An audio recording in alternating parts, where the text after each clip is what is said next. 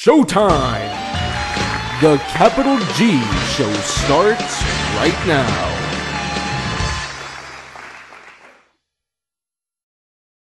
What's up YouTube, Capital G here. I'm sure some of you guys were probably wondering if I was even going to do this video, but I wanted to make sure that I had enough time to do some adequate and thorough testing in this format. I wanted to get my feet wet. I wanted to make sure that this list wasn't solely based on the results and the events that took place at YCS Toronto, because then it's like I'm just cherry picking the decks that, you know, top there and one there or whatever. So anyways, this is the top 5 decks of the format, the Yugioh hierarchy.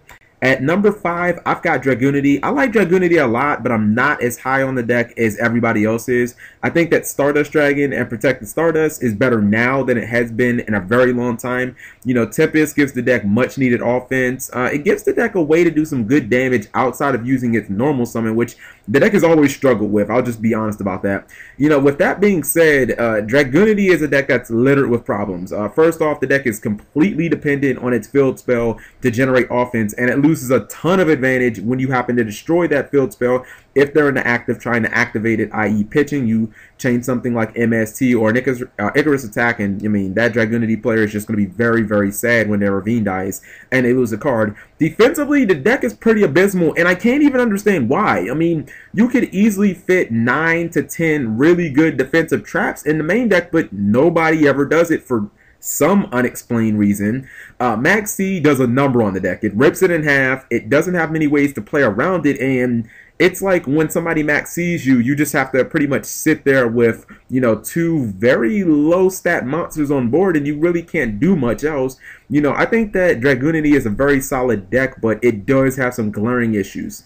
Number 4 is Prophecy. Now, Prophecy is a deck that I think I like a lot more than most people do, and that's because Spellbook of Fate is still, for my money, the scariest removal card in the entire game of Yu-Gi-Oh! I mean, hell, when people side deck in 3 Iron Imperial Wall against your deck with the mindset of locking out 1 card, chances are that's a pretty damn good card. The second reason is because of a card that I think is so freaking amazing. I thought it was one of the strongest cards in the entire deck last format, but obviously a lot of the shine went to cards like Spellbook of Fate and Spellbook of Judgment. The card I'm talking about is the Spellbook Tower. The card is absolutely amazing. I mean, getting extra draw phases it's ridiculous. It not only turns even games into blowouts, but the recovery aspect of the card is just stupid good. You know, we also don't have that many good anti-spell cards in the game, so side deck options are always going to be limited when you're playing against Prophecy.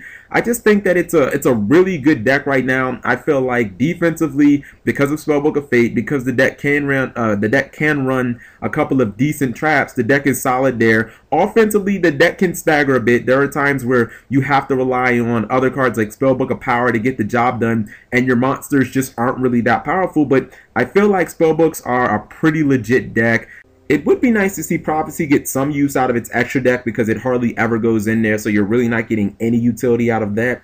But I guess the fact that Max C really doesn't do anything against the deck kind of makes up for it. Number 3, Mermail. I have Mermail just a hair above Prophecy on this list, and I feel like one of the biggest secrets in Yu-Gi-Oh! Right now is that Mermail pretty much got off scot-free when it comes to the ban list. I mean, I thought that Dragoons going to 1 would hurt the deck a lot more, but not really, as it turns out. I mean, Tidal has pretty much just picked up the extra slack, and dropping rank 7 Xyz is going to be really, really easy in this deck, this format, because Abyssius isn't limited like it was in the OCG. Aqua Spirit also gives the deck a much needed way to make uses out of those used up Abyss spikes. Now you can just combine that with the spike. You can make really easy Bahamut Shark plays for even more silly pluses. The core of the deck is still intact, and that's why I like this deck a lot. Offensively and defensively, you know, I think the deck has a lot going for it. I think that it's where it was before, you know, Lord of the Tachyon Galaxy came in, and with Spear at 3, it still causes a ton of problems for just about any deck you're going to play against. You know, defensively, it seems to me like Spear is pretty much the only defense that the deck ever needs. You know, now oddly enough, it seems like the only card in the deck that is taking a back seat is Abyss Megalo.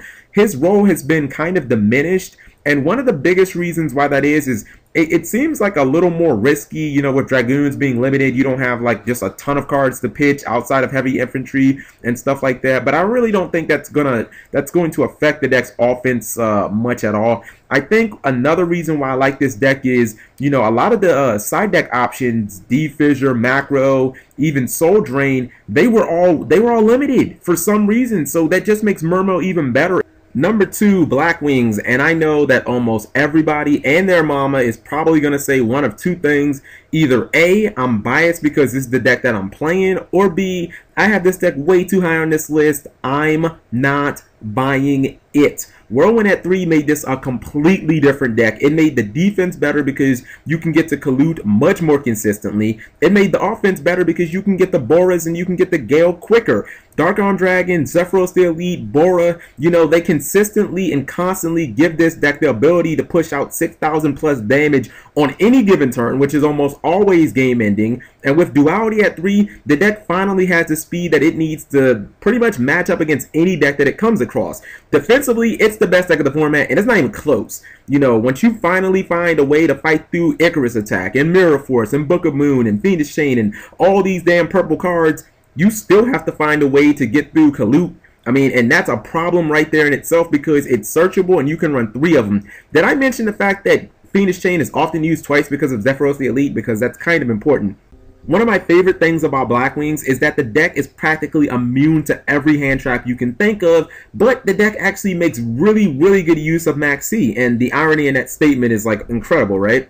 Now the deck does have one glaring weakness, and that's its reliance on traps, and it does have a huge reliance on them, which means that Royal Decree and things of that nature obviously cripple the deck, or if you don't hit enough of the traps, you're probably going to be in a very poor position. However, if you're a very smart player and you hone in on things like Royal Decree in games 2 and 3, Blackwings can be damn near unstoppable. Now, lastly, I will say this. The extra deck is kind of shitty. I mean, Armwing and Armor Master, they're just not that good anymore. I mean, but you still have to play with them mainly because of value. It would be great if Blackwings got their own Exceed or just better synchros, but you know, the deck is kind of like the opposites of windups in that nature, where the extra deck, it's kind of like the Achilles heel of the deck. You know, it doesn't really do a lot for the deck. But overall, I think that Blackwing is a behemoth right now in Yu-Gi-Oh! And number 1, Dragon Rulers. Dragon Rulers are at the top of the Yu-Gi-Oh! World still, mainly because, I mean, the big dragons themselves are just OP as fuck. I mean, they're just poorly designed cards. They're practically immune or resistant to almost any form of removal you can think of. And 3 of the 4 dragons are offensive powerhouses. Their secondary effects are incredibly useful. I mean, being able to blow stuff up with Blaster. Redux has a Monster Reborn built into them. And the Debris/Dragon Tuner Engine is perfect for the deck. I mean, it gave it a bunch of different abilities that the deck probably needed. You know, it gave the deck the ability to add more draw cards since they lost Super Rejuvenation. You can add Card of Consonance in there. You know, it gave the deck the ability to consistently drop synchro cards like Star Eater and Black Rose, even Stardust on rare occasion where you might need defense.